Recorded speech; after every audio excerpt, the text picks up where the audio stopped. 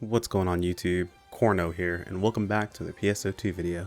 So today's video we're going to be talking about the first half of the anniversary event, basically just a bit of a guide, letting you guys know how you can get that taken care of and get all those sweet rewards.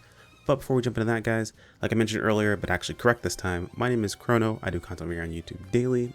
If you're new to the channel, we'd much appreciate subscribe as we work our way up towards that 10K mark by the end of the year. But let's jump into this. So to start things off, when you first log in after the update, you'll be greeted by SEGA Andy. She'll welcome you to the event and has a limited quest for you. That limited quest is pretty straightforward. It just has you take down 30 marked targets. Now marked targets being the targets with the seasonal emblems on their foreheads. On top of that, she also has an exchange shop with tons and tons of awesome goodies inside. You've got cosmetics, to weapons, to material items, even as far as going with alpha reactors and star gems. Now each of these items do have a buy limit, so keep in mind when you're purchasing them how many of them you can actually get.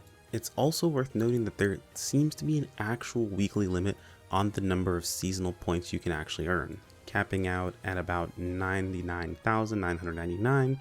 You'll only be able to get that many in 1 week, at least according to the UI. The good news is if you want to purchase basically all of the materials, everything you possibly can get a hold of minus the weapons, you're going to be spending roughly about 160,000 points, meaning you'll definitely be able to get everything the first 2 weeks. Again, this is outside of the weapons.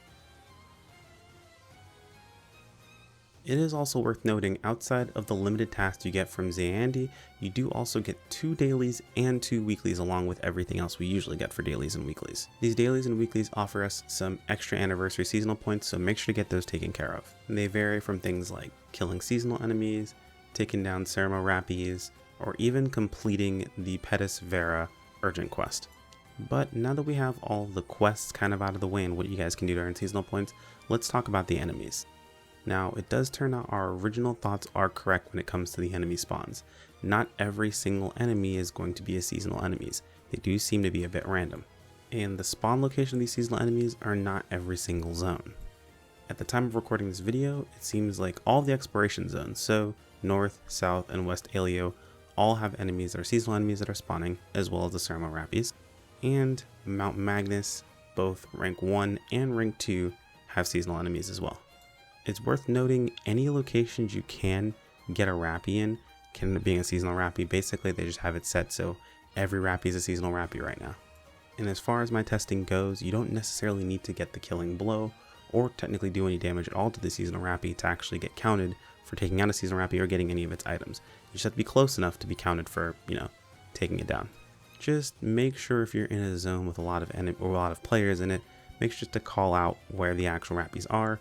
Everyone's gonna be looking to complete these tasks, so it's a good idea to pop open your map, take a look at the zone itself, and let everybody know in the area where the Rappies are spawned at. Now that we've covered basically all of our tasks where enemies spawn, let's actually talk about the enemies themselves, because it's not as straightforward as we thought they would be. Now each enemy type in a pack can be a seasonal enemy. Like I mentioned, they are random. However, depending upon how strong the enemy actually is how many seasonal points you'll gain from them.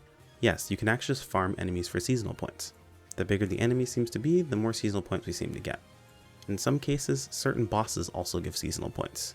It's worth mentioning it seems like the veteran spawn bosses actually provide some of the most seasonal points that we've been able to get so far, at least for a single enemy. Now, at the time of recording the audio, we hadn't actually gotten an urgent quest to take down a Pedis Vera, or maybe I've missed it, but more than likely he'll give even more seasonal points. Oh, and let's not forget all the seasonal enemies are weak to lightning, so if you happen to have access to Zonde or you have the new weapons, go crazy. There are a few maps on Twitter right now going around of showing all of the veteran spawn locations, so I'll do my best to either include them in the video or put them in the video description below. And that pretty much covers everything. Grab your tasks, complete them as soon as you possibly can, kill those enemies, and honestly, you'll be swimming in points before you realize it.